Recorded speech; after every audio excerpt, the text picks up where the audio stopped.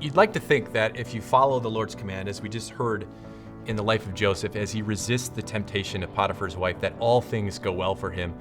That's really not the case. She then comes to her husband and accuses him falsely, Joseph, of attempted rape. This puts Joseph in prison, and that's where we pick it up today. He's in prison, and this keeps him in contact with some other prisoners. One of those prisoners is the cupbearer to the Pharaoh. Now, that's an important position we're not going to get into right now, but that cupbearer reveals to Joseph. He says, I had this dream. And Joseph listens to the dream, and by God's power, he's actually able to interpret it.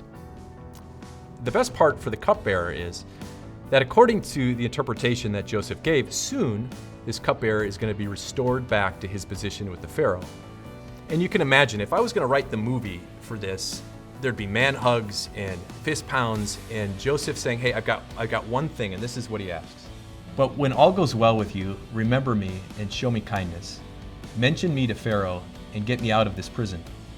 For I was forcibly carried off from the land of the Hebrews, and even here I have done nothing to deserve being put in a dungeon.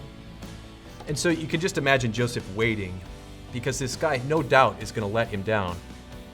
He's going to come through for him, but it says right here, the chief cupbearer, however, did not remember Joseph. He forgot him. Without a doubt, the most disappointment, the most pain you'll ever have in your life is going to come from people. No sports team, no pet, no job, no product you purchase is going to disappoint you more than people will. And it's one thing if that disappointment comes from someone far off, like a boss, or it comes from your boss forgets you for a promotion or doesn't give you a raise, or your coach just leaves you on the end of the bench.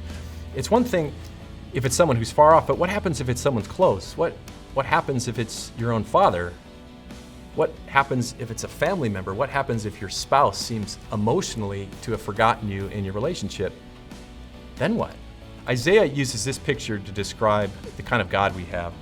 He says in Isaiah chapter 49, verse 15, he asks this question, can a mother forget the baby at her breast and have no compassion on her child? Though she may forget, talking about God, I will not forget you. If you feel alone right now, know two things. You're not alone. There's a world of people who feel just like you do. And if you feel alone, know probably even more importantly, that though people might forget you, people might disappoint you, people might make you frustrated and angry, our God never will.